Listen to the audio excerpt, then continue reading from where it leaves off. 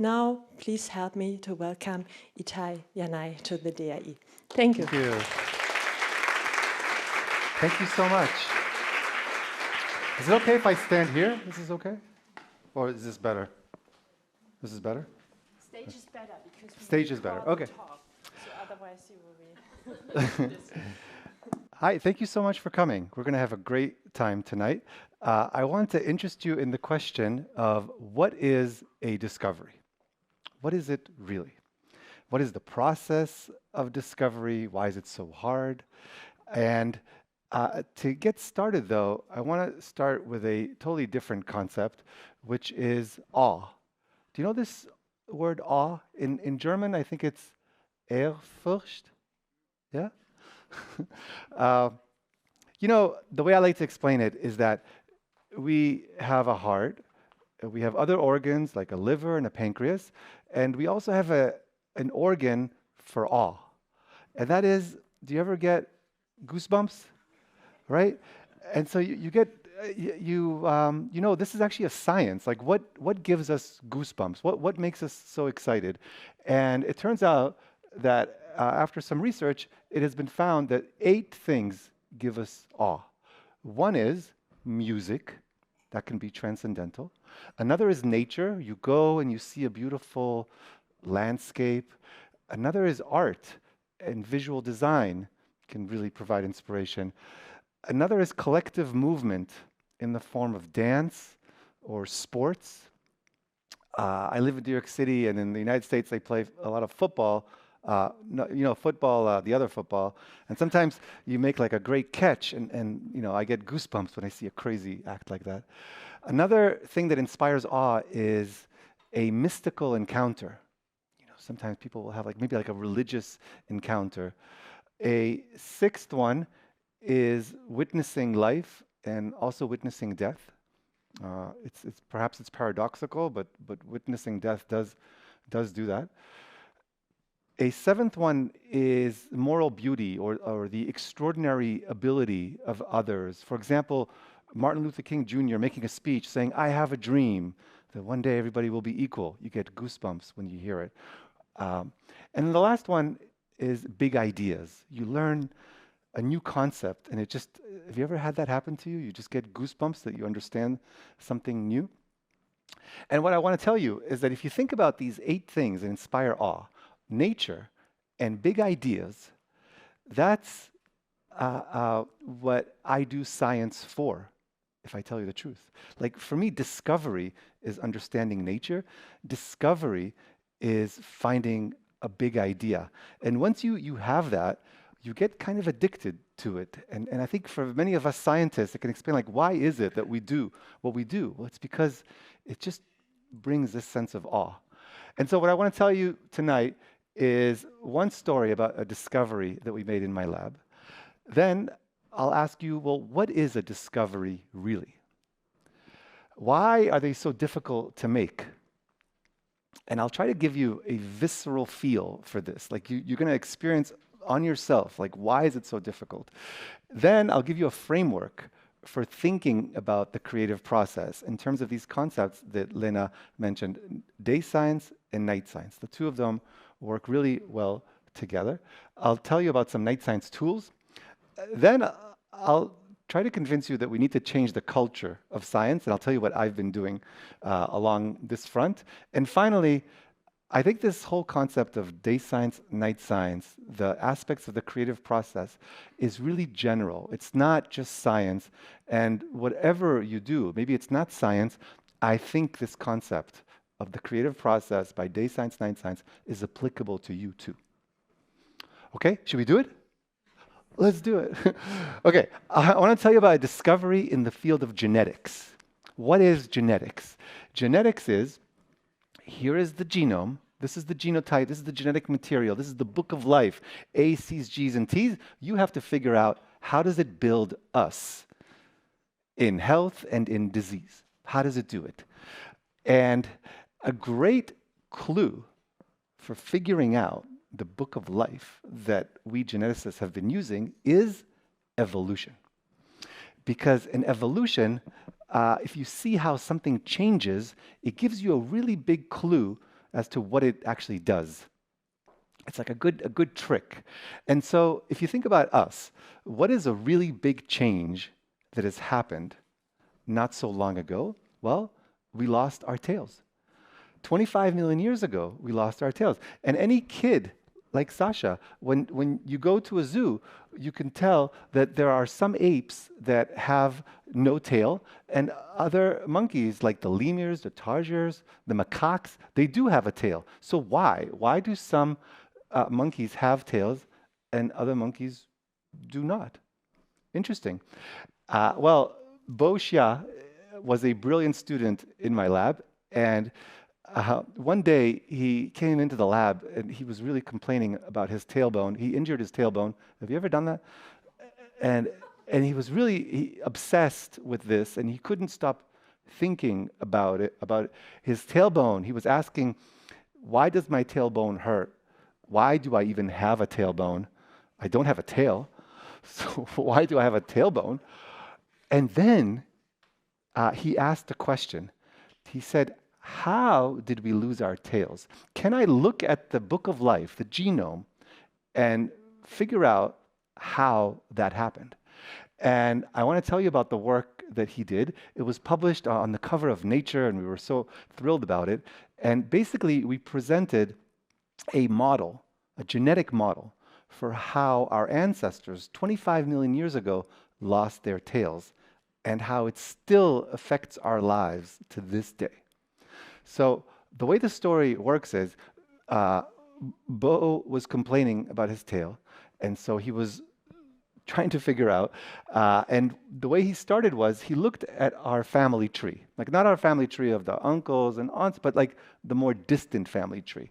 So here we are, this is us, and our closest living relatives, you see this is the closest path, those are the chimpanzees, but there's also the other great apes, the gorillas and the orangutans and the gibbons, and then there's the old world monkeys and the new world monkeys. And you could see, we and the other great apes, we lost our tail. We don't have a tail. But the other monkeys, they do have a tail. So it must have happened here, you see? And then we all inherited this loss of the tail. So how did Bo use this notion of evolution? Well, he made use of the fact that these days, the biological community has a big resource, and that is genomics. We have the genome, not just the human genome, but we also have the genome of the chimpanzees, the orangutans, the gibbons. We have the genomes of everything. And so Bo thought of an approach. What if he just looks for a difference that separates us from the tailed monkeys? Like, can you find something in our genome that all of the great apes have, but that the others don't have? Right? So he said, let's open the genome and let's hunt for different things, and let's find the change that's only in the hominoids. This is us. The hominoids is us and the other great apes. And so let me show you what he did. He looked all over the genome, and I'm just going to give you the answer, what he found. Okay? Good for you, less good for him. But so here you have on the horizontal plane, we're looking at a gene, okay? And this is the gene that he found that's really interesting. And the way we biologists read the genome is using a genome browser. And there, when you look at a gene, first of all, it's really interesting that the genes come in pieces. You see these colored boxes? Those are called exons. And what happens is this DNA gets transcribed into an mRNA. So you see how this mRNA, this other kind of molecule, has only the exons spliced, so to speak, together. That encodes a protein. And then the protein is what does the actual work. Okay? And so this is a gene called TBXT. It's on chromosome 6. And then when we look at the genome browser, we can then add other lines, other annotations. And what we can see is that this is the chimp genome. You see this second row? So like this is obvious. This is our genome. And then here's the chimp genome. And you see how it's all black lines, black. Black means it's the same exact thing. Like you look at the chimpanzee genome, No difference. Same exact, like 97%. All the same. And then look at the bonobo genome. That's another kind of chimpanzee, really. Same thing. Here's the gorilla, the orangutan, the gibbon. So every line here is the genome of a different species, okay? And can you see what drew Bo's attention? It's this, right? There's something here. It's in between these parts that form the RNA that then encodes the protein. There's another extra piece. This extra piece is called an ALU-Y. Now, what is an ALU-Y? This is a class of elements called transposable elements. They were discovered by the great biologist Barbara McClintock, for which she earned the Nobel Prize in 1983. This class of genetic elements, they really are doing like a copy-paste in the genome. Some people call them very selfish DNA, or some people even call them junk DNA, because they contribute, or so it was thought, very little to the normal function of the body, but rather are just so selfish that all they do is just copy-paste. And so this ALU is one of them, okay? Now, why am I telling you about this ALU? There's three interesting things about it. It's got an interesting pattern of where it's present and where it's absent. It's present in not a random gene. It's present in a crucial gene. And three, if you study it carefully, you reveal a really interesting mechanism. So I did that really fast. Let's do 1, 2, 3 slowly, okay? One is, look at the pattern. It's present in us, obviously, also chimpanzees, also orangutan, gibbons, and it's absent. You see that this white means it's not there in the macaques, the lemurs, the tarsiers, all these other monkeys, right? So the most parsimonious, the most simple explanation is that 25 million years ago, this genetic element did a copy-paste, inserted itself into the genome of our ancestors, and then ever since, all of us inherited it. The gibbons, the orangutans, us, we all inherited it because of something that happened back then. So it's correlated with exactly the period when we lost our tail. Okay, 2, what is this gene? This is not a random gene, as I've said. This is TBXT. It's a master regulator of tail development. And it was discovered a long time ago, look, almost 100 years. In 2 years, we're going to be celebrating together the discovery of this gene by Dr. Nadine Dobrovolskaya-Zavadskaya. And what she noticed is that when there are mutations in this gene, in mice, the mice have no tails or very short tails. Okay? And oftentimes we go and we find animals that don't have tails, like the Manx cat that's found in the Isle of Wight. It doesn't have a tail. Interesting.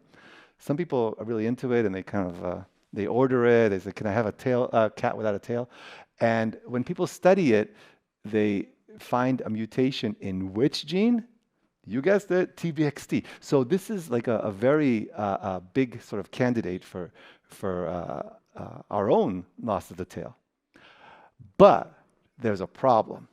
If you look at this ALU here in the middle, it's just like I've said, it's in the middle. Remember, these are the things that matter to make a protein, right? And this is in between. It's going to get spliced out. And you know how many ALUs like this are there in your genome? 1 million. Your genome is littered, which means that this is literally just 1 in a million ALUs in the middle of an intron. So how could it exert a function? But Bo was still hurting, you know? He's like, ow, ow, and he couldn't stop thinking about it. There must have been thousands of people, thousands of biologists, geneticists that have been staring at this too, but they didn't see what Bo saw.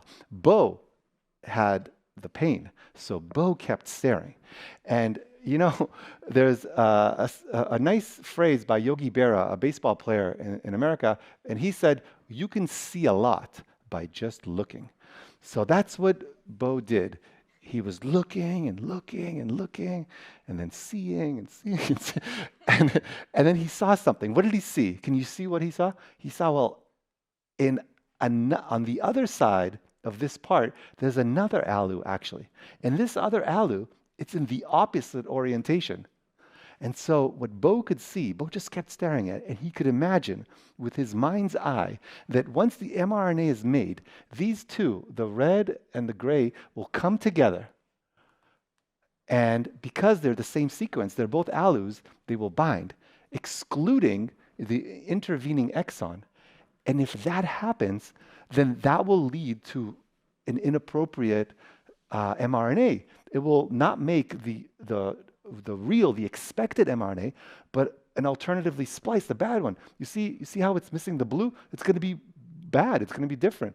And so, not that different is bad, but in this case, it is. So, okay, so that's interesting, but what do you do with it? Well, first we tested our human cells in the lab, and we saw that Bo was right. If you look at the mRNA that's produced, one of them is, there are two that are made exactly as Bo predicted. This is happening. So then he thought, well, how can we test that this is an explanation for how we lost our tail? So he thought about mice. It's not so nice to work with mice, I guess, sometimes, but they are interesting because if you look at mice, they just have, we study them in the lab, and they only make the full length. They only make the correct one, right? They don't have the alu. So we thought, well, what if you make a mouse that simulates what we have, that simulates that it has both versions, the shortened version and also the full version? What would happen? So Bo made a mouse. We can make a mouse with the genetics that we want. And what happened? We got mice with no tails or short tails. These here on the right are wild type. They're the normal. And these are the ones that have this change that we made. And you see how they have no tail or very shortened tail. Just because we made this little change. When we saw this, we were just like jumping up and down because we had predicted that if you just make this little tiny change, it would make a big effect of having no tail. Imagine how big the genome is, and we could just go in and make this little change.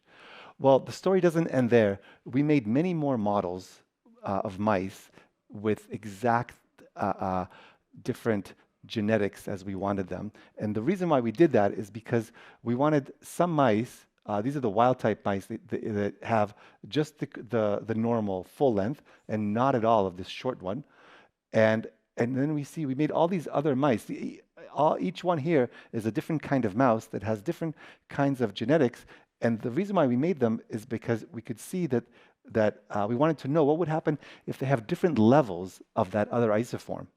And what we found is that there's this correlation between how much there is of that short isoform, how abundant is it? Like for example, here, it only makes the inappropriate one and not at all the normal one. That one is not tail. There's no tail, but there's no animal at all. It's just lethal. So there is this correspondence between how much of this is made and the length of a tail, which suggests that we kind of have an explanation here for what's happening. So now let's back up and think, what did we say? What does this say about how we lost our tail? Does what I'm telling you influence at all when we lost our tail? No. Our study has nothing to say about when we lost our tail. We know it's about 20 to 25 million years ago. We know that from the fossil record. That's not what we say. Well, what I'm presenting is what Bo found about how we lost our tail. This is the only model that we have in science that can explain how we lost our tail. Now, can we know for sure that this is how we lost our tail? We can't. It happened a long time ago. No one was there. We would need a time machine, and we don't have one. So we can't know for sure. But it is the only explanation that people have come up with. You can look it up on the web. No one has any alternative explanation right now. And so according to our model, what happened was there was one of our ancestors was born one day with this alu insertion. The alu jumped in, right? It led to a phenotype where it had a short tail, okay, or maybe no tail at all. That was a long time ago. That was 20 to 25 million years ago. In the intervening time, many additional mutations might have been added, right? So, you might ask, well, what happens when we publish this? A lot of people, it turns out, really surprised us. A lot of people want their tail back. A lot of people say, "Can you give me my tail back?"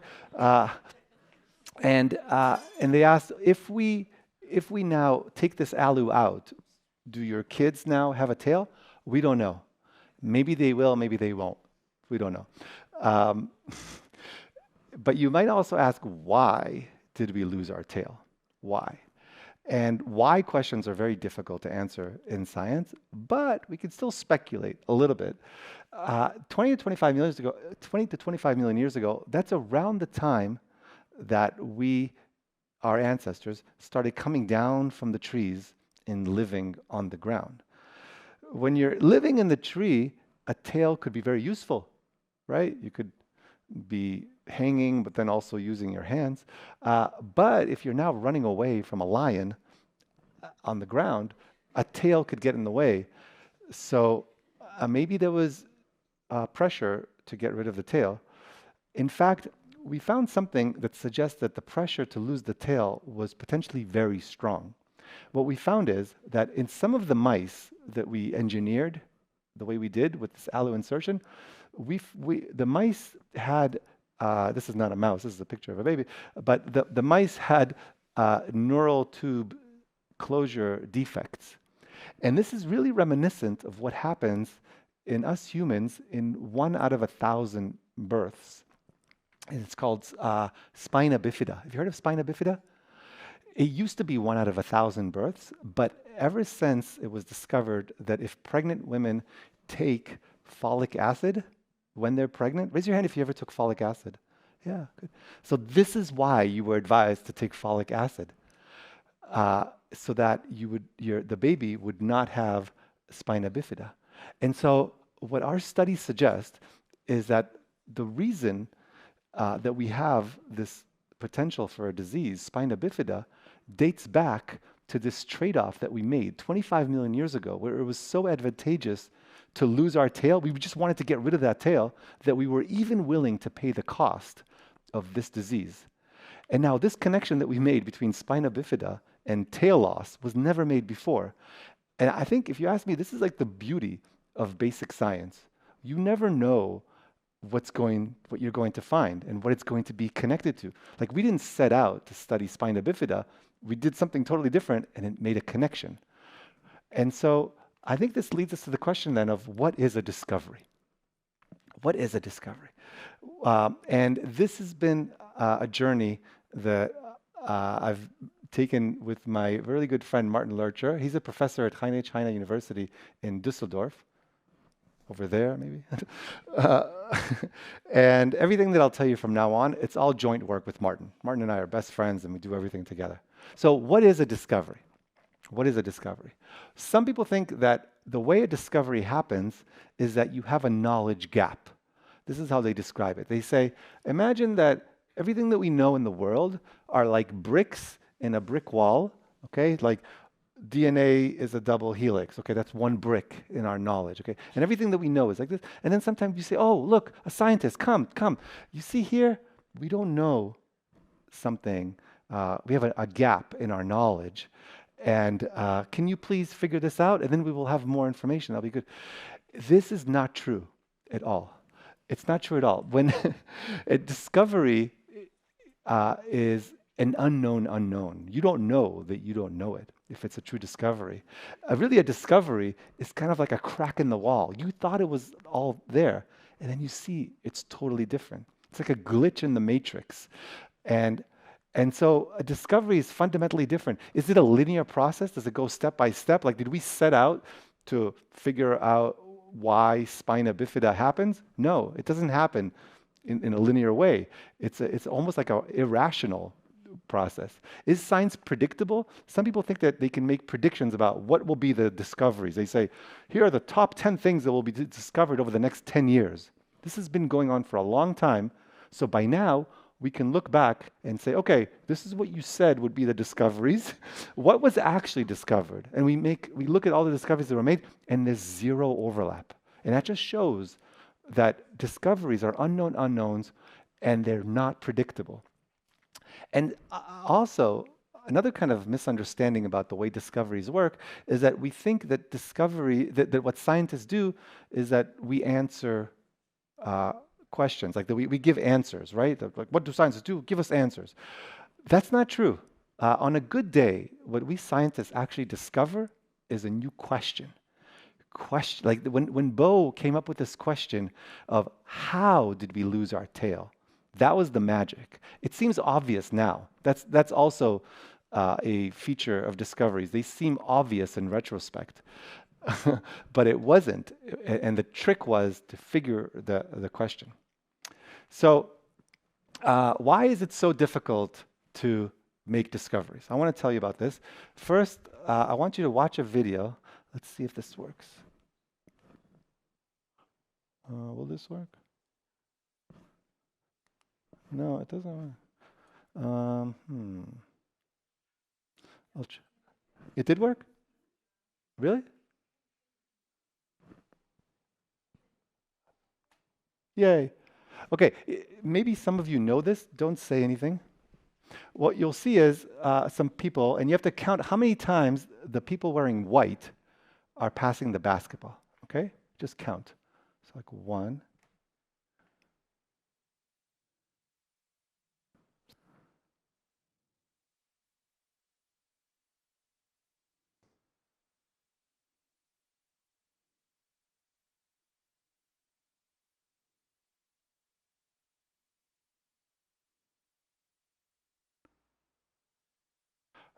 Okay, so how many passes did you count? 16? It was actually 15, but I like your enthusiasm. But did you see the gorilla? Look, let's rewind. There was a gorilla that came. You didn't see the gorilla. There was a gorilla that went like this in the middle and then went to the other side. Now, this has been shown millions of times. It's one of the most famous experiments in psychology. And what's observed time and again is that 50% of the people that see this do not see the gorilla. I didn't see the gorilla too when I first. So the question is, why do we not see the gorilla? Why? Why do you think you didn't see it? Why your enthusiasm. You were so focused and you had selective attention, right? You did what we asked you to do. Why is that bad? Okay, so is this related in any way to making discoveries? Let's think about it. What Martin and I did is we created a data set. And the data set is a very simple data set. It just has 2 columns because for every person, we give 2 pieces of information. How many steps they take every day. Are you obsessed like I am? And you look at how many steps you did and you want like 10,000 at least, hopefully more. And then the other piece of information is the body mass index, your weight divided by your height, the BMI, right? So we know this for different people. And then what we did is we went to students at the university that were our students, and we divided them into 2 groups, okay? So we call you group A. We say, take this data set, explore it. Tell us what you find, okay? And then you guys, we said, take this data set, same data set, explore it. Tell us what you find. Same instruction. But also, please report to us the p-value of the association between these 2 variables. Like, what's the correlation, right? Now, this data set, it's a trick data set. If you plot it, x, y, this is what you see. So, you plot. It doesn't matter that it's a gorilla. What matters is that you see it immediately if you plot the data. And we were just wondering, would there be a difference between these 2 groups of who would plot the data? And what we found is that you guys that were just told to explore were 3 times more likely to see the gorilla than you guys. Like, why did you guys not plot the data? Why did you not see the gorilla? Why not? Well, you were like counting the passes between the people wearing a white t-shirt, right? You were just doing what you said, what you were asked to do. What's the correlation? And then once you figure out the correlation, well, what's the point of doing anything else? Like, what? And so you missed the gorilla. And so what we say is that sometimes when you have a hypothesis, it could be a liability. And And then you might say, well, okay, it doesn't matter anymore because now we're in the age of AI, and AI is going to find our gorillas for us, right? Wrong. If you upload this to ChatGPT and you say, hey, ChatGPT, explore the data. Tell me what you find. It tells you all kinds of stupid things. The average of this, the range of that, all these things, but it doesn't see the gorilla. Okay.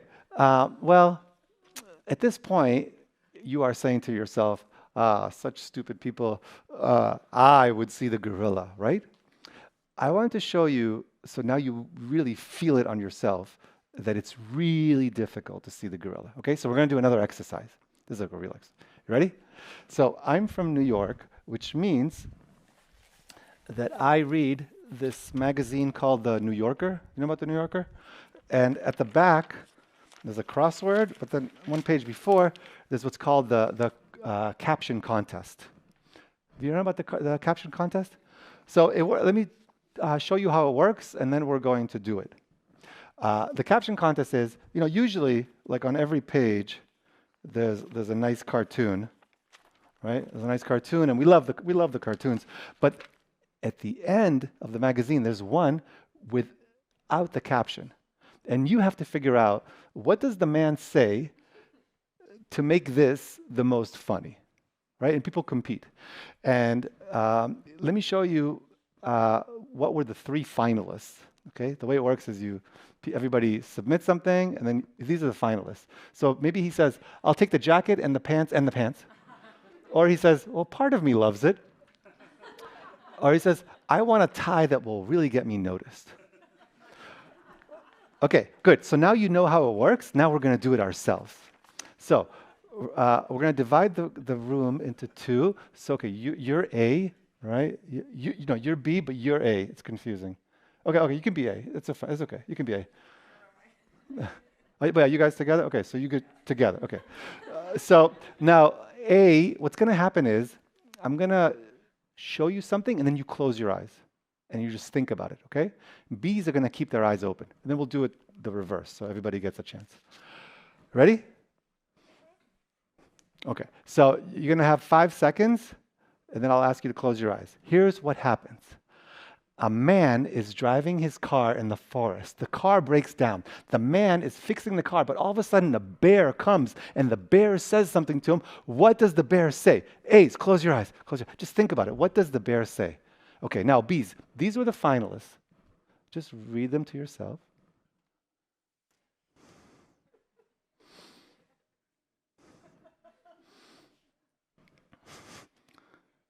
Okay? Okay, good. Now, A's, open your eyes. Now, B's, you saw some finalists, right? Forget them. Just forget about it. Can you forget it? Good. Now, everybody, all of us are now trying to be creative. Think. What does the bear say? I'll be quiet. No, wait, I'm going to ask Sasha what the bear says in 10 seconds. I know, it's hard. Wait, not yet. In 10 seconds. No, wait, 1 second. 1 second. 5 seconds. If Sasha can wait, you can wait too.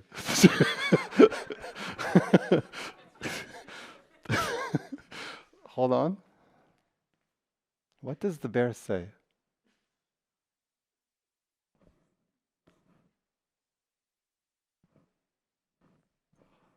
Okay. Sasha, what does the bear say? Carly. Carl? I'm Carly. It rhymes with it.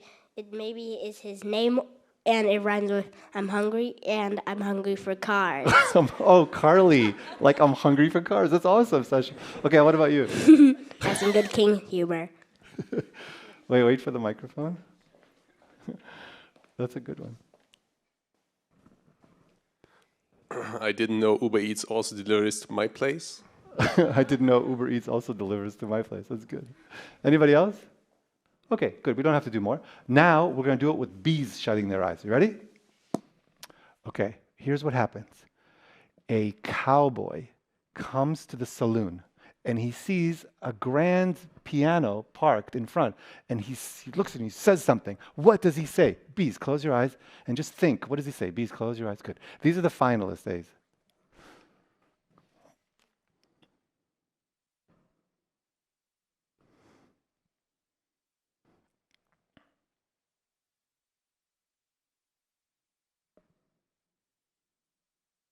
Okay? Okay, good. Now, B's, open your eyes. A's, you saw some finalists, just forget them. They didn't happen. Ignore them. B's, together, all of us together, think of something funny. I'll wait for like 15 seconds.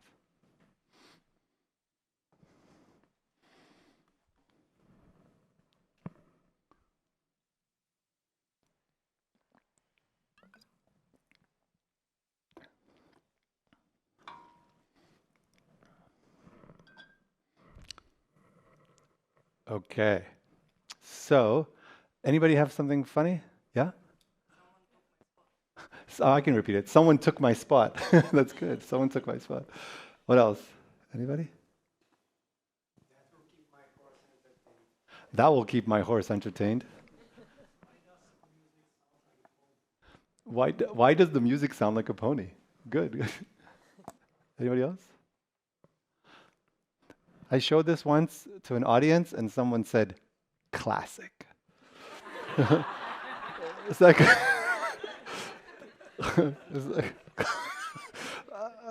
so, okay. I have something to say, but I know you're all very curious. So you can all read. B's, this is what you missed.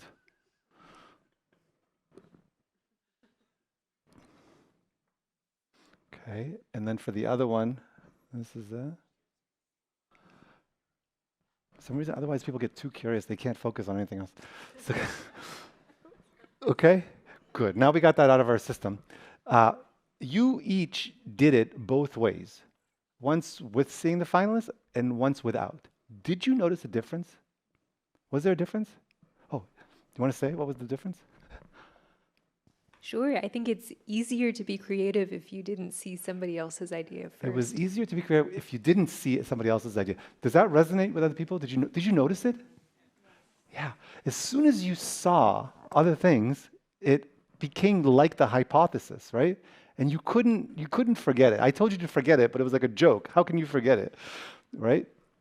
And this is the reason why it's so hard to make a discovery, because we're always looking at the world through all the hypotheses that are around us. And then someone says to you, okay, just forget it and make a discovery. And you're like, how can I forget it? It's really, really difficult for this reason. Okay, so we're moving right along in the talk. I want to tell you about the process of night science and day science. We said it's really difficult to make a discovery. And a lot of times that doesn't get portrayed. We say, we're learned to just use the scientific method, but it's really hard and we get stuck. And it doesn't, I think all the descriptions that we have of how science works misses this difficulty. And so Martin and I were really inspired by Francois Jacob, as Lena said. Francois Jacob said, the way to think about doing science and being creative is that it has two parts. What could be called day science and what could be called night science. What's day science? Day science is when you know what you're doing. Like you know what experiment needs to be done. It's well designed. You have the replicates. You put your lab coat on, with the white lab coat, and it's pipetting. It's mechanical, but you have to do it, and you have to do it well, right? It's not easy.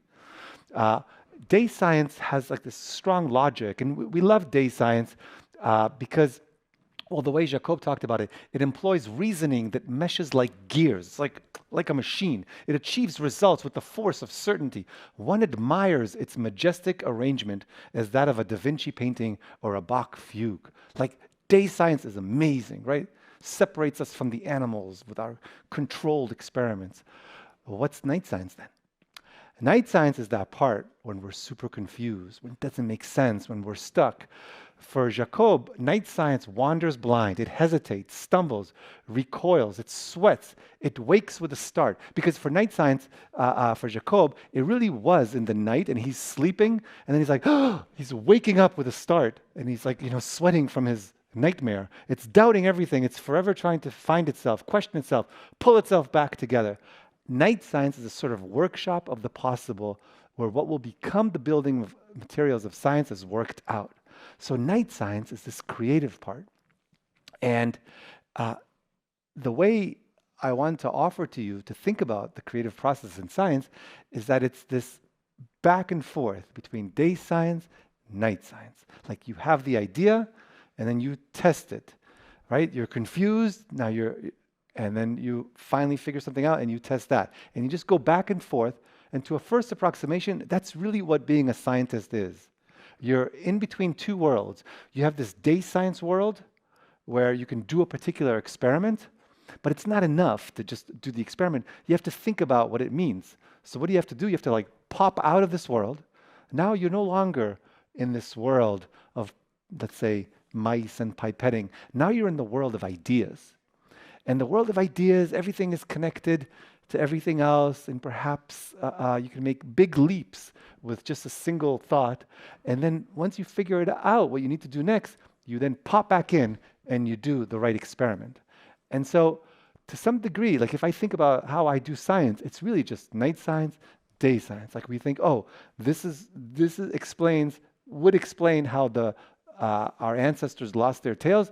Let's test it. Now we have to do all the mice work. It's really difficult to make a mice have the mutation that you want. And you just go back and forth. And so what happens though in science is we train our scientists in how to do day science, but we don't really train them in how to do night science. We train people to use logic and to figure out how to test their hypotheses, but we don't really teach them how to have ideas.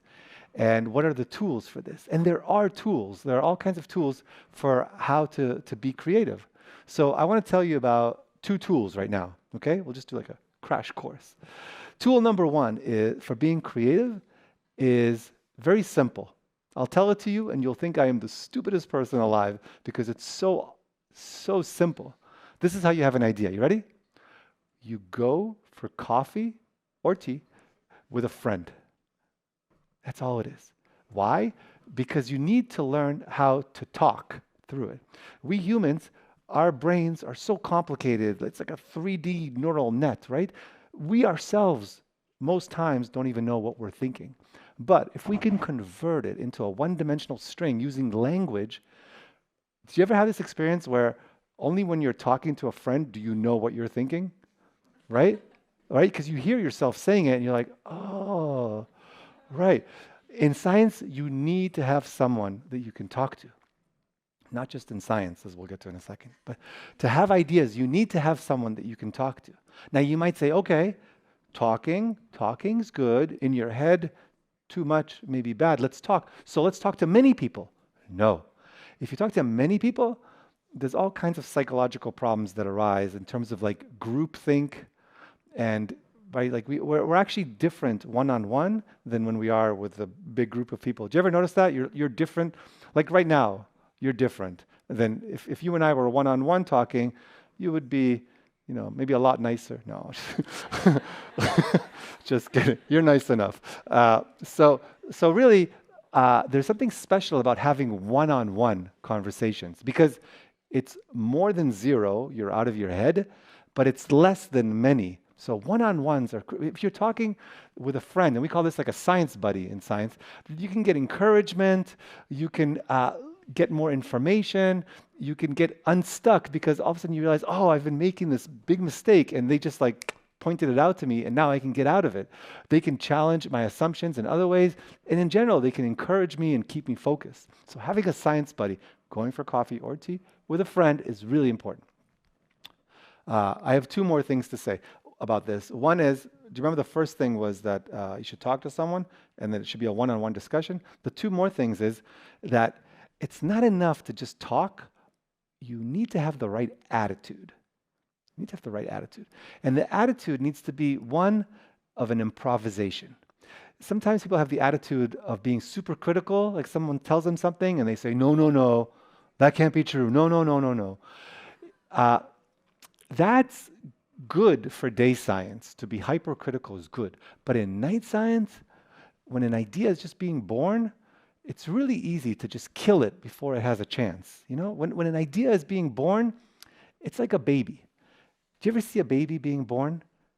They're disgusting. They're so dirty and they have all kinds of, you don't even know where it came from. I mean, you kind of do. But so if you were just to say, oh, this is an ugly baby, it doesn't have a chance.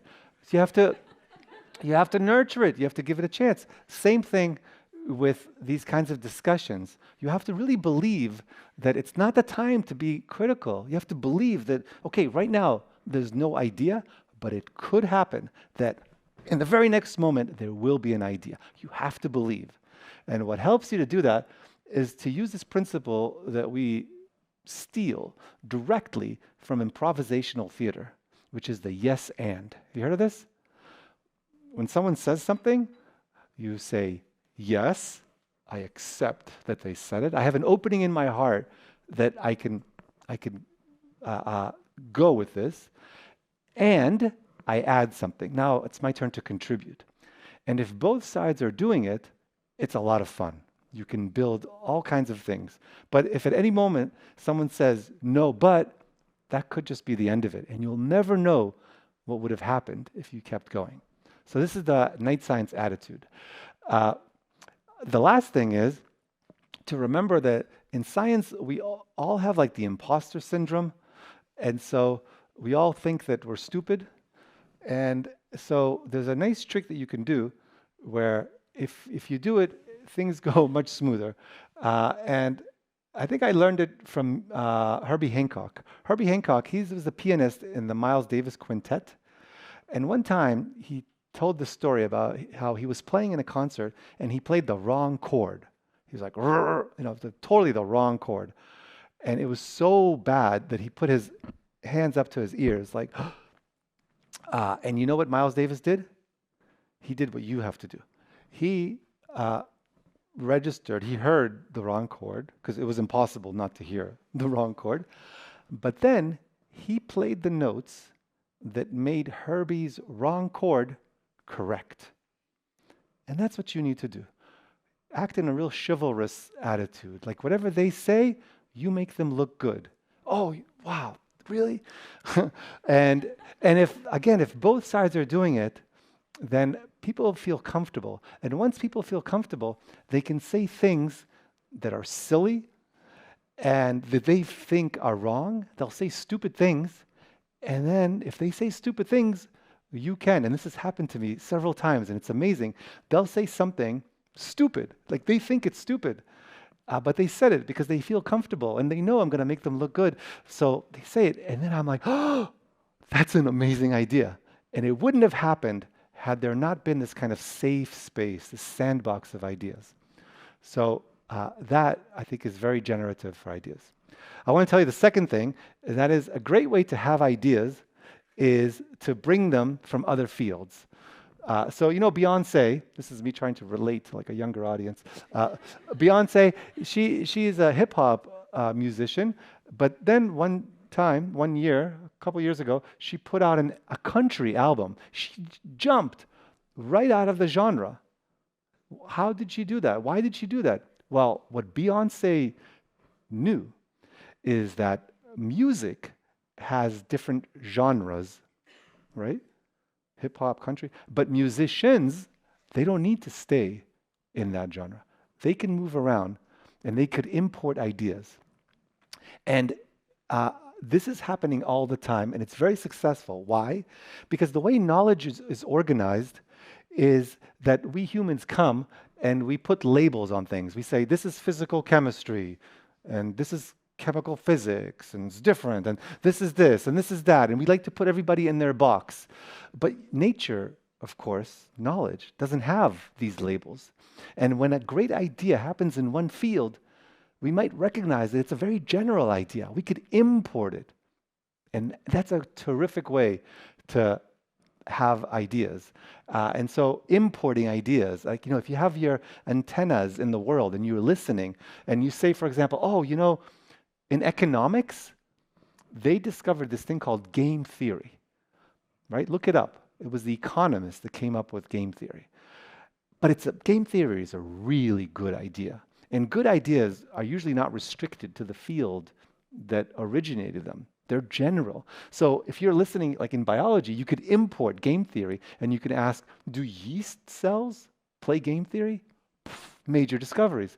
What about natural selection? Natural selection, that's a big idea. That's like as big as they come, right? Natural selection.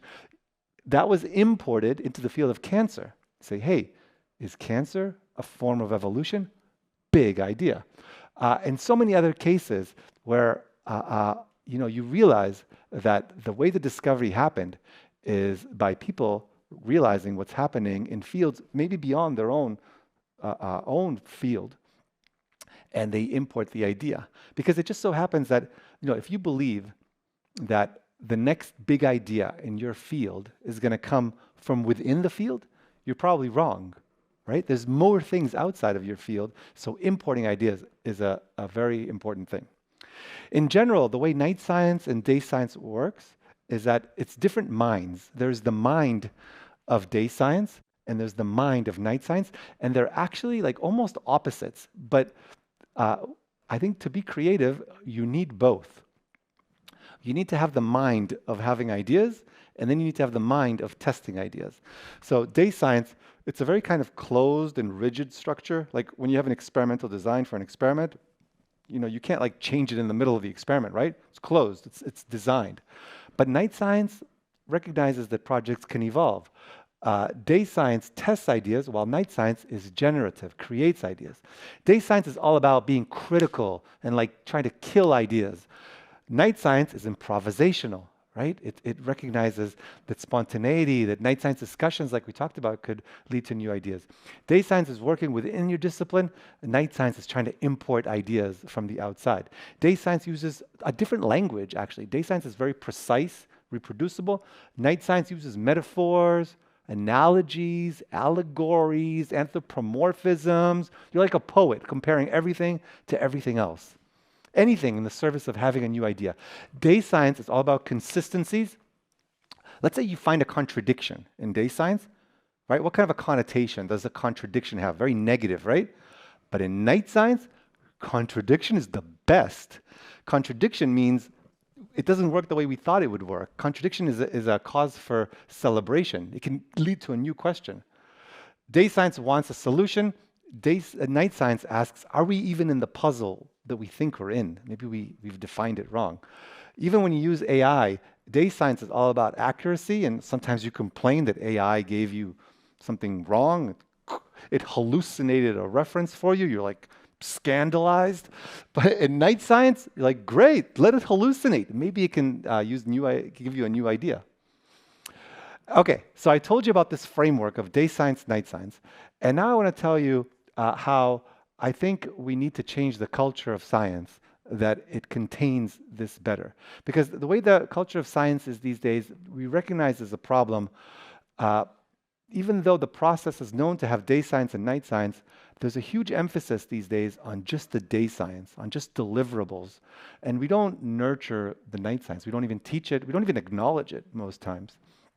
And yet, creativity is super important. So if you look at the World Economic Forum, they asked, what are the core skills? So they asked employers, hey, in all, not academia, like outside in the workplace, like what skills do you want your employees to have? And creative thinking came in number 4.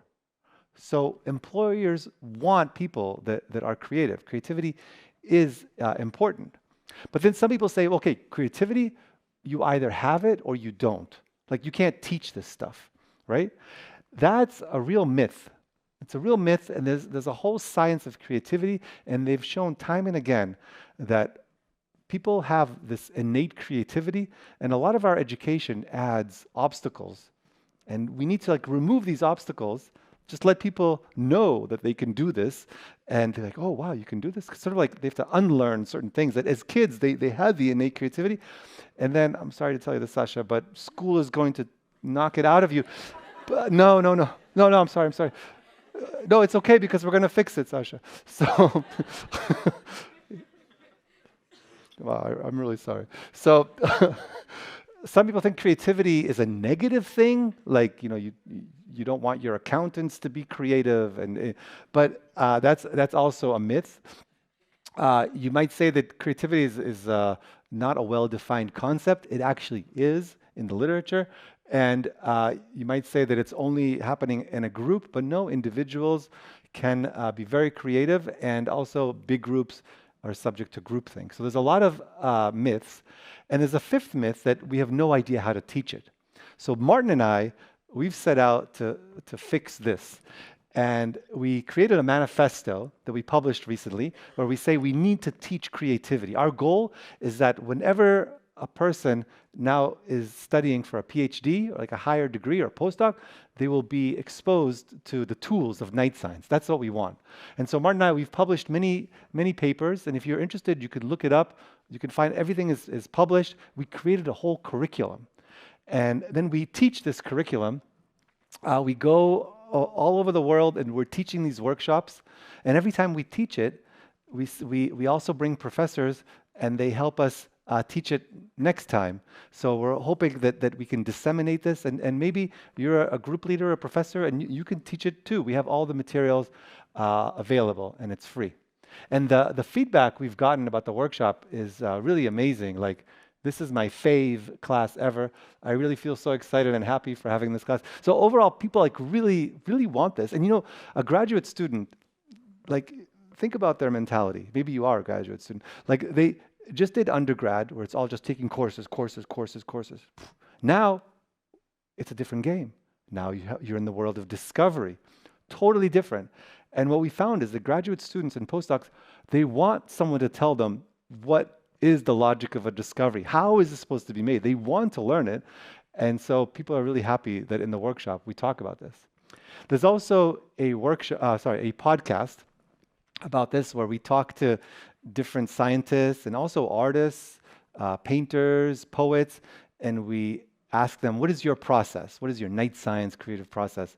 And people say really amazing things. I want to play you a couple of clips, but you know, I made a mistake that I said to Max that the sound is not important. That was my mistake. Is there still a way we could fix the sound? We could try, okay. Well, before that, let me just tell you, in the podcast, we learn a lot of lessons. Like, people say surprising things. Like George Church, when we talked to him, he said a great trick that he uses is embrace the outlier. Sometimes you see that all your data points lie on a diagonal, like a correlation, but then there's one that's totally out. And we tend to maybe fall into the trap of like saying, oh, that's nothing. He's like, no, let's look at that. Let's look what that is. That outlier could be really interesting. Some people say that timed ignorance is a good tool. You go into a new field, like maybe immunology, and before you were in development, and instead of like reading all of the textbooks, you just come in clean, pure, and you see what ideas you have before, that's why it's timed, before you check with the literature. Why do you think that would help? Based on what we talked about before. It's like with the cartoons, right? Like, you don't look at you're trying not to be biased. Okay, let's try to play this segment. Yeah, this should be playing right now. Oh, it's too bad. Anything we could do, Max? No? Okay. Well, you know what? Oh, I have an idea. I'll read it to you. Okay, so this is what he said. He said, well, Martin first asked him, Martin said to him,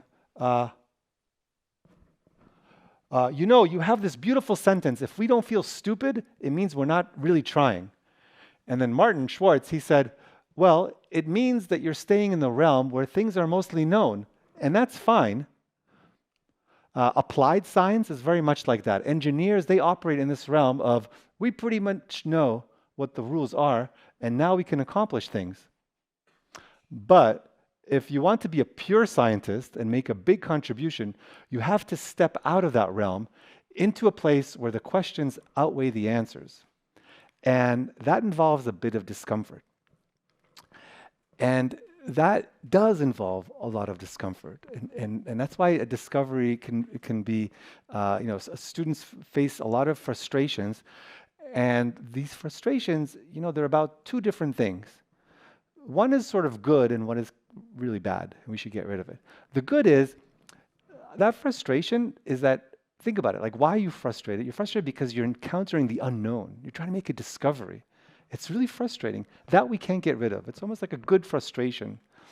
But then there's the bad frustration where you blame yourself that you're stuck. You're saying, well, I must be stupid because I'm not making progress. I think if we educate people that no, being stuck is actually part of the process, then we can get rid of that frustration and just focus on the core unavoidable frustration. Here's Carolyn Bertozzi. Carolyn Bertozzi, she won the Nobel Prize in chemistry 2 years ago, and she was in a band. I remember we auditioned, so we had a drummer and a bass player already in mind, and then the band leader, he, let me just say, sorry. Let me just say it slowly, okay? Carolyn Bertozzi, she was in a band when she was an undergrad at Harvard with Tom Morello. Now, Tom Morello is the guitarist for Rage Against the Machine. So he became super famous. She became super famous because she got a Nobel Prize in chemistry. And by the way, on Twitter, he congratulated her. He said, "Congratulations to my former bandmate, Carolyn Bertozzi, for winning the Nobel Prize." So anyway, so she's talking about how when she was in a band in college with Tom Morello, okay? Let's see what she says. So she says, "I remember when we were auditioning, he already had a drum and a bass player in hand, and then he recruited me to play keyboards. And then we had to find a lead singer, and we auditioned different people to be a lead singer. And what I learned from that was how different people we auditioned, like we played differently with each one.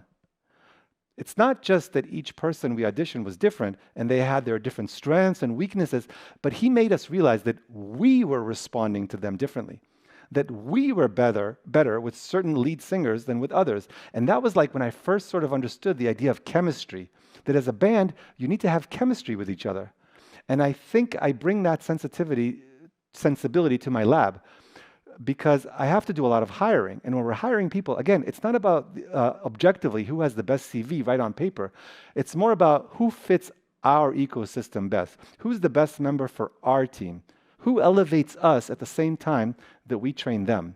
That's what I'm looking for when I'm hiring people. It's very nuanced.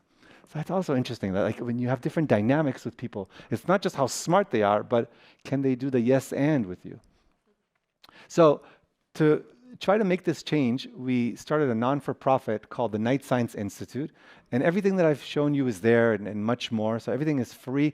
We're begging people to steal it. We even have a CEO, Oliver Bogler, who's doing fantastic work. And basically, we're asking scientists to spread the message. Take these tools and teach them because there'll be better job satisfaction, less frustration, more discoveries. Teach it at your home university. You could do it at group meetings, retreats, courses, and everything is on our website. Now, just a couple more minutes and we're done. I want to tell you, I focused on science, right? But I think it's very general. And, my cousin, Roni, she makes fun of me. She says about me, oh, for Itai, life is a university. Because when I was 18, I entered the university and I never left. That's all I know is science. I'm sorry. That's all I know. So I can't talk about other things. But I deeply suspect that everything I'm telling you is not just for science. And it's tapping into the deep human creativity. So what did we say? We said that the way we do science is that there's day science and night science. And we need each scientist to be good at both. Having ideas, testing them. Can you only have ideas, just sit at a coffee shop? No, then you're a philosopher. Can you only just test things? No, then because there's no future in that, you need to also have your own ideas. You really need to be good at both, or maybe find a collaborator, and together you have both. But the process needs to have both, right? There are these two minds we've talked about, okay? Now, day science, night science. François Jacob came up with those terms. I've talked to friends in different disciplines, and they say, what are you talking about, day science and night science? The philosophers, they say, what are you talking about? Bless you. They say, in the philosophy, that's called the context of discovery versus the context of justification. Different names for the same exact thing, right? Context of discovery, how did the discovery happen? Justification, what exactly is the evidence supporting the idea? If you go to psychology, same thing by different names. They call it the difference between divergent thinking, having many ideas, and then convergent thinking, focusing, drilling down on just one. If you go to statistics, they don't call it day science, night science. They call it being the detective versus being the judge. You open an Excel spreadsheet, and you're just like looking around, like who did it? Is it the butler? You know, what's going on? And like snooping around, just, oh, what's this? What's that? Then you think you found something. Well, what's the evidence? What's the p-value? You bring it in front of the judge. Two different modes of thinking. Entrepreneurs, right? Are there any entrepreneurs in the room? Yeah, oh, good. So you guys call that startups versus corporations. Which one do you think is night science and which is day science? Right. It's obvious, right? Corporations is day science. You know what the product is. Maybe you can optimize it. You have a product manager. You know who your customers are, right? It's very like, you know, you have a business plan and everything. Startups, you know, you have a team, but you don't even know what the product is at the beginning. It's totally Wild West. Different modes of thinking. And if you talk to entrepreneurs, this is Steve Blank. He's a really famous entrepreneur, and he teaches this kind of like startup thinking. He talks about it. If you listen to him talk about it, it's like uncanny, the similarity between night science and day science. And then it's not just that. I think it extends to the arts. So if you talk about music, for example, this is again me trying to gain favor with the younger people. So Taylor Swift, you know, when she is performing, is she being creative at that moment? No, she's executing, right? The song has been written. She needs to now deliver it. She needs to perform it well. You could call that day music. Does that mean she's not a creative person? Of course not. There are other moments where she's now in her night music phase. This is the phase where she's being creative. Probably she's more, you know, more alone than in front of like many thousands of people. So there is this difference. What about in art? You know, sometimes you go to a museum with an idiot, and you're looking at the paintings, and they say, "Ugh, you know, even Sasha could paint this picture. You know, why is it on the wall of a famous? Even Sasha could do it. And he's only how many years old? And only 7, and he can do it. Okay. How do I know your name? Lena told me.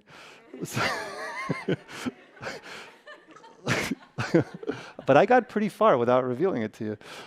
So you know, there's two things though. There's the actual execution, right, where the artist goes to the canvas. That could be called day art. But then there's the idea of like to conceive of abstracting a city in terms of just simple boxes. That's like a crazy idea that you could call that night art. So I think it's all part of like this deep creativity. And I think of like no matter what you do, maybe you're not a scientist, whatever you do, I would like to propose that there is an interplay between night science and day science. And you have to be good at both. You have to distinguish. They require different minds. And if you do them, then the magic happens of discovery. So thank you very much for listening, and I'm happy to take questions.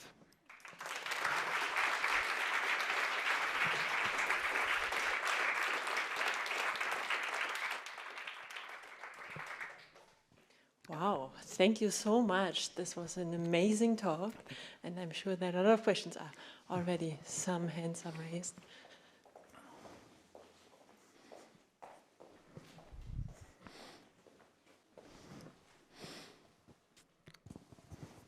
Thanks so much. I really enjoyed the talk. Thank you. Also, especially the last part, but I'm still stuck with the first story you mentioned, where you showed the mice where you knocked out the exon 6. And you did also this dosage titration. And actually, you mentioned if they had the complete knockout of the exon 6, these mice were lethal. So either this tailbone we're still left with is super essential to survive, Yeah. or this gene has another function, Or so there must be something to it. I mean, it seems to be crazy that something that is responsible for a tail seems to be so essential for living if we actually don't really have a tail, right? Yeah, it's a really good question. Like, why is it that such a that if this gene is for the tail, why is it producing something so lethal? What if you just play with it and you can kill the whole mouse? Well, your intuition was right. It does have another function. This gene is oftentimes also called the master regulator of an entire germ layer called the mesoderm. It's involved in so many other things, including making a tail. It's just one of its jobs. And so I've been thinking about this a lot, and I really like this notion that, like, we sometimes think, oh, this like one little alu here, like how could it make a function? How can an alu make such a big function? Did you think about it? Like, this tail is so complicated, so many different cells, this whole anatomy, and like with one little thing we can get rid of the whole tail. So after thinking about it, I realized that because this gene is involved in so many functions, you actually need something very delicate and fine to change. So in a sense, it had to be something so delicate that changed it. Any bigger change, for example, when we, like you say, titrate it and make it so it's only that variant, it will totally kill. But yeah, very perceptive of you. Okay. Yeah, can you give it back? It's true, that is shorter. Hey, thanks. Hi, sure. Also, talking about the very first story, I just want to understand the degree of night science in it. Okay. How did you come up with looking at this specific locus? Was it just like scrolling? Because the genome is huge. Was it just like scrolling, or was it, this gene is already involved in tail formation stuff? Yeah, so the gene is involved in tail formation, but actually, if you make a list of all the genes that are involved in tail formation, it's about 100. So Bo looked at all 100. He looked at many more. Okay, let me tell you the way he did it, and then the way we sort of had to say that we did it in the paper. Because, you know, papers are kind of like fraud in a sense that, not just my papers, like all papers, because you know, they don't tell you what really happened because it would take too long.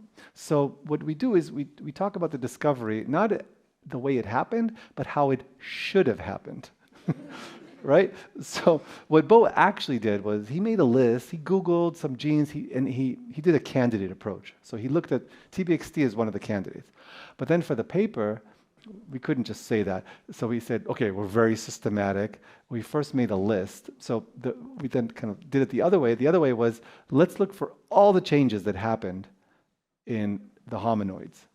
And there's many, many changes. And then we did look through the one by one, and that was the only one that really looked, again, nothing looked better than that. Nothing looked sort of like more promising. But it is biased in a sense. I think what comforts me is that, as I said, there is no alternative explanation. And many people, if you look around the world, there are many labs that study the tail. You might not think it's such a popular thing, but there are many labs that study it. And we were criticized. The paper turned out to be a little I don't know, provocative. And some people said, well, prove it. And you can't. You can't, because like I said, you need a time machine. I can't prove it. And so, yeah.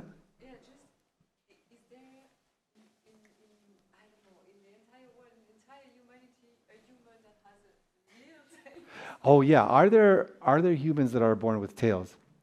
So there are some papers in the literature, and we tried to contact the doctors who wrote these papers, but they never wrote back to us. We wanted some DNA, and we wanted to sequence it and see if it's a mutation there. So we couldn't get far with that. Coming back to day science, prove it, try to disprove it. What they should say, yeah, exactly. So we put forward an explanation, and we challenged them, the people who are saying that we're wrong. I said, well, okay, then give me your explanation. And there's no one has put forth another model. So that comforts me a little bit. Thank you. Yeah. Nice talk. Thank you. I want to ask about night science, and more specifically because I think this is a process that is happening when you are like, I don't know, dreaming about something or like more distracted. So how would you embrace this night science nowadays that we are full of distractions and, I don't know, we are doom scrolling in our phones so much and we don't have really, you know, the time for actually just wandering around and Yeah, that's a great question. Like in this day when we're doom scrolling and so many different possible distractions, how do we do day science? Go for a coffee or tea with a friend. It's so simple. I think, you know, but what I notice that it sounds simple, but it's not that simple. I'll make you know, like a date with a friend. Let's go for some coffee. It'll be on my calendar. And what I notice is that, let's say I'm stressed out because I have a deadline or something. Things like that are the first things that I get rid of. I say, oh, I'm sorry, I can't this week. I know I said I would, but, or they write to me, they cancel. So a lot, I think, you know, I've been in science now for many years. I can tell you all the good things that happened, they always, almost exclusively happened because I was talking to someone. Like, it's always a discussion. And yet, we do it to ourselves that we don't have a science buddy. And I'm always, you know, I have like five and a half science buddies. And I talk to some people and I ask them, like, how many science buddies do you have? And I'm really scared when they tell me 0. And a lot of people don't have a science buddy. And I think that's not good. I don't know. Maybe you're like a lone genius or something like that, but you need to have someone you could talk to. I really think, and also it's just super fun too. So I think just get a science buddy. That's my answer. And stop doom scrolling. Thank you very much. Oh. Do you think AI could come up with new ideas? Do I think that AI could come up with new ideas? Yes. Yes, but it hasn't happened to me so much yet. Like I try. I've been using AI for a lot of day science or like the business of science kind of things, like write me this letter to this person. Or I've tried to have ideas. We had a few podcast episodes about this. We talked to the Google people, and we talked to another AI expert, Ethan Malik, and they're convinced that AI. They're convinced. They're convinced, and I think you could use it as like a science buddy, but you have to be careful. 'Cause sometimes it's a little too encouraging. I mean, like it does the yes and a little too well, and everything. Everything is so wonderful. Yeah. Oh, you have a question. Okay, I'm trying to figure out how to phrase this as a yes and not a no but. No, you got it. You could ask a day science question. So I mean, it seems like a lot of the funding structures around science really incentivize day science, where you're supposed to have a hypothesis and like deliver on it and answer the question. So my question to you is, what would your dream be for how to restructure the way science is supported and funded to better incentivize the night science, which I agree is very important? Yeah. So I've been on committees myself for grants, and I see what happens. There will be a grant that I read that's like very night sciencey.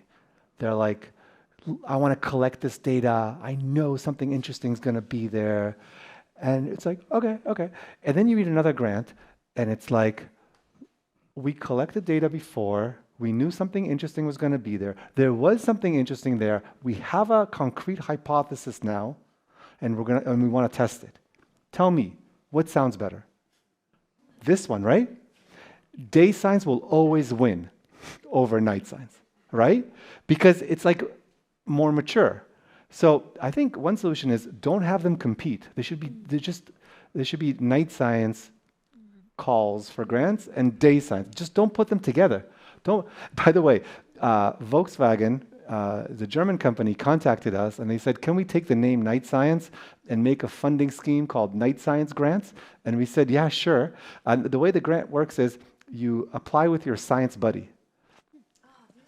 It's great, right? You get fun. So Martin and I applied and we were rejected. You can't win. You can't win. No. But no, the reason is that the way it's actually very smart what they do. They look at the submission and they see, does it look reasonable? So I'm assuming we looked reasonable, and then it enters a lottery, and we just lost the lottery. So it makes sense. Any other questions? Oh, over there. Oh, okay. Yeah. You and then you.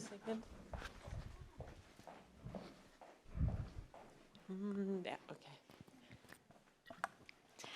Maybe another question on the night science. So as we can see also in the graphic, it seems like it is equally important to day science. Yeah. But I want to ask more on the temporal perspective, because as it was also mentioned, of course, it's very difficult to have it 50-50, but maybe based on your own experience, how much of your time, maybe in a week or in a month, do you think that you have really invested to night science?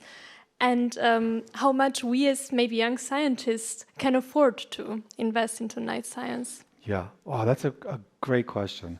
So I think I've talked about day science and night science. There's a third thing that's been touched upon, which is what we call the business of science. Writing a grant, publishing a paper, serving on committees. There's all kinds of things that you have to do as a scientist, right? And I think that I don't talk so much about the business of science. Let's just talk about the creative process. So what I argue is day science and night science. The reason why I like those terms, you know how the statisticians have their terms, the philosophers, the reason why I like day science, night science is, although sometimes people tell us it's a bad terminology, they say that, you know, these days you're supposed to have work-life balance, and so it kind of suggests that there's no rest, like even at night you have to, but that's not what we mean. I think you understand me. We mean night science as like an analogy, like like right now it's night, but I can be in day science mode. I can just be like, I'm in day science mode. And what I like about the analogy also is that if you think about a day, a 24-hour period, it has like half light and half dark, like a complementarity. So you need both. So that's why I like, and I think what I try to achieve in my life, and I think I kind of do it, is like 50-50. I really think it should be 50-50. I think, okay, sometimes, I remember when I was a postdoc and I was doing experiments, at one point I felt like I was just hands, like I was doing so much, I was really like I would come home and like my hands were super tired. That was a lot of day science. And so there are periods where the balance is off. But I think overall, what I'm scared of is that people don't realize that if they only do day science, there's no future. There is no future. Because you need to practice the night science all the time. It's like a muscle. You know, sometimes you can go up to a person that has muscles and you say, oh, have you been doing push-ups? And they say, yeah, I've been doing push-ups. And then you say, okay, which exact push-up did you do to have this muscle? And they're like, what are you, an idiot? Like, you know, I did all of them. And that's why you need to do the night science. You need to do all of those night science discussions. And so, and I think that the final thing that your question reminds me of, even though it's not completely related, is that I think a great way to use this terminology of night science and day science is to teach the people that you're working with this terminology. It's actually very simple. Night science, having ideas; day science, testing. Think about them as different minds. That's it. Look, with one sentence you can explain it. Then use the labels. Like when I talk to someone, like a PhD student will come into my office, they say, Itai, can we have a day science discussion right now? I know what they want. I'm like, okay, day science. I'm not going to like philosophize right now. They say, Itai, the mice, we have to kill them tomorrow. Sorry. And we have to do all these things. It's no time for philosophy. And then sometimes they'll come in, the student maybe doesn't have data, and they'll say, Itai, could we have like a night science discussion? Okay, I know the frame of mind. Now I can use my analogies. It's okay. The labels are very useful, I think, when you're talking to someone. Sometimes you talk to someone and like they don't realize you're in night science mode, and it's a lot of miscommunication. Like one time I was talking to a colleague and I said, oh, maybe the cancer cells are like, scared of the immune cells, so they're going this way. And he says to me, Itai, they're they're cancer cells. They're not scared. Like they're subject to physical and chemical laws. I'm like, oh my God. He didn't understand that I was in night science mode, and it caused a misunderstanding, and vice versa. So I think they're very useful labels. Oh, a few more. Where is it? Okay. Yeah. Blue shirt, or him, okay. or red shirt. Okay.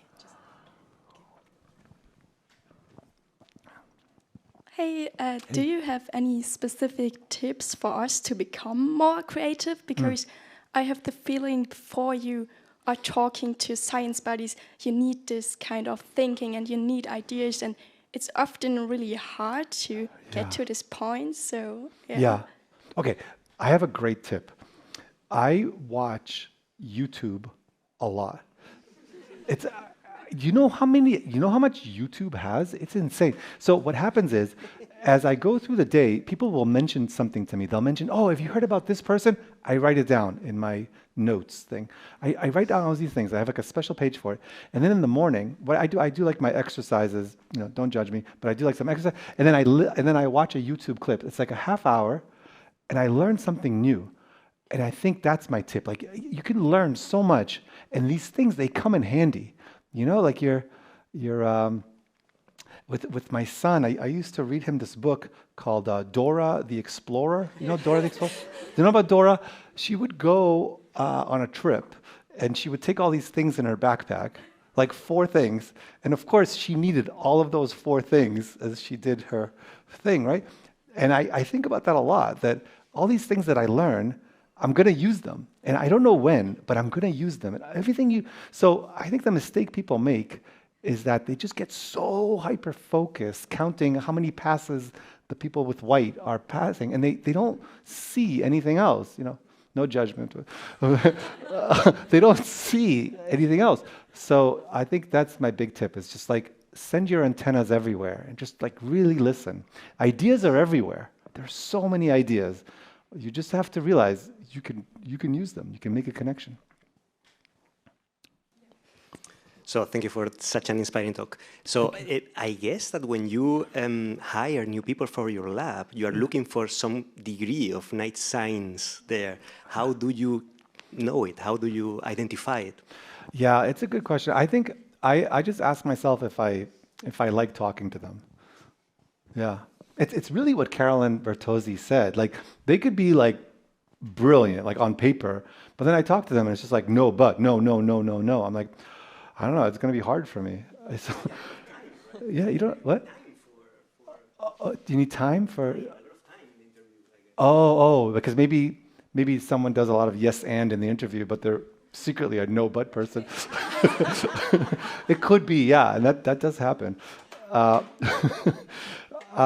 yeah, I think for me it's really interesting in academia. Also, this I don't know what it's like outside, but that people come and they also go. Like, they just like you have this project that you do with them, and they're special. Everybody's different, and then a new person comes, and you're like, ooh. I think like with every person, you can make like, every science buddy pair can make a different discovery. It's very unique. So, but the truth is, it's really difficult to know. I wonder if culture also plays a role in this. I mean, I lived for a time in Spain, and Spanish people are meeting for coffee all the time, so they make time for it. You mentioned Volkswagen. I mean, the engineers are very focused on improving. I think this is also, ingrained in German culture, kind of improving things and not really thinking out of the box sometimes. So maybe Americans are better with this kind of night science. Maybe do you notice differences in your team? Totally, yeah. And it came up in a podcast episode that we did with Edith Hurd, and what she said is that she really noticed this cultural difference between the British and the U.S. And in the British, you realize like everybody was always like very conservative, and they said, "No, don't do that; it'll never work." And then she had this like interesting experience. She went to the Americans. Americans are like, so excited, and oh my God, this is crazy. And she had an idea, and they would tell her, yeah, you should do it. Yeah, totally, do it. Of course it'll work. Of course you should do it. So now you may be in a culture that doesn't say that to you. So I think what you can do is make like your local culture, and try to like unlearn the things that society tells you.